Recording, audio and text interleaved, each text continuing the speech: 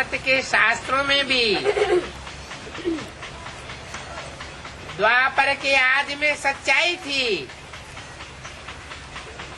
दुनिया की हर चीज पहले सतो प्रधान होती है और अंत में तमो प्रधान बन जाती है।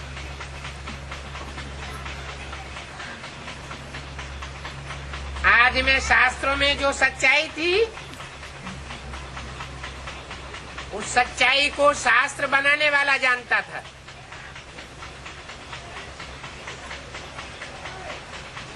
उसके रहने तक इंटरप्रिटेशन की जरूरत नहीं पड़ी।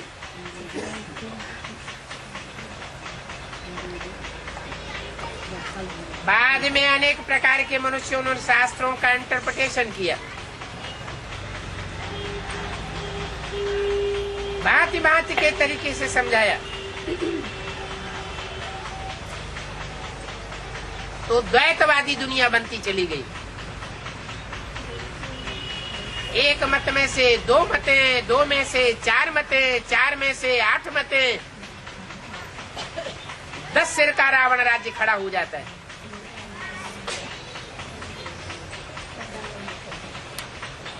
अभी भी बाप कहते हैं, एक से सुना तो अव्यभिचारी ज्ञान, और अनेकों से सुना तो व्यभिचारी ज्ञान हो जाएगा, रावण का ज्ञान बन जाएगा। तो बच्चों के प्रति बाप बैठ समझाते हैं और याद की युक्तियां भी बताए रहे हैं।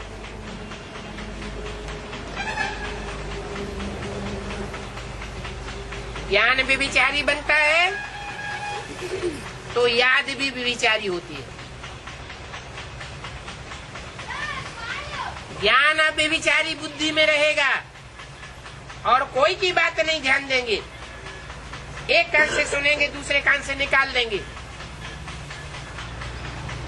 तो क्या रिजल्ट होगा? याद भी अब विचारी एक बाप की याद रहेगी, एक बाप दूसरा न कोई। अभी बच्चे बैठे हैं, बच्चों के अंदर में है कि शिव बाबा कुछ बोले,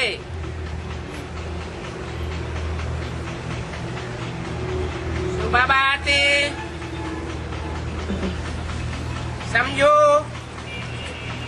कि सामने बैठ करके आधा घंटा शांति में बैठते हैं, कुछ बोलते नहीं है, तो तुम्हारे अंदर की आत्मा कहेगी कि बाबा कुछ बोले। अंदर में तुम जानते हो कि इनमें शिव बाबा विराजमान है, परंतु बोलते तो नहीं है। तो समझो ये भी तुम्हारी याद की यात्रा है। बुद्धि में शिव बाबा की याद है, क्योंकि बुद्धि में बैठा है, इसमें शिव बैठा हुआ है।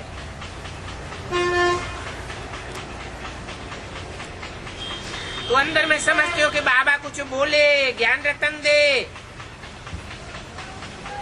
बाप तो आते ही हैं तुम बच्चों को ज्ञान रतन देने के लिए,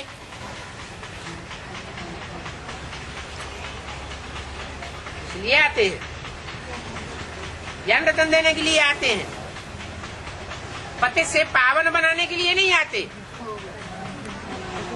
हैं। ज्ञान माने पवित्र है ना। अगर ज्ञान ही नहीं लेंगे, ज्ञान ही नहीं देंगे, तो बाप की पहचान नहीं हो सकेगी। न बाप की पहचान होगी और न रावण की पहचान होगी। फिर तो कभी रावण से सुनते रहेंगे, कभी राम से सुनते रहेंगे, तो ज्ञान तो बेविचारी बनता जाएगा। इसलिए बाप आते हैं तो पहले पहले अपना परिचय देते हैं। सृष्टि का परिचय देते हैं, आदि मध्य अंत का ज्ञान सुनाते हैं।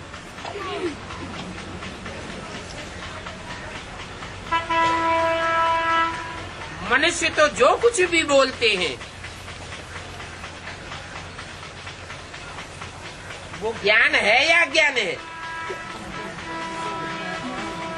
जरूर कहेंगे अज्ञान है।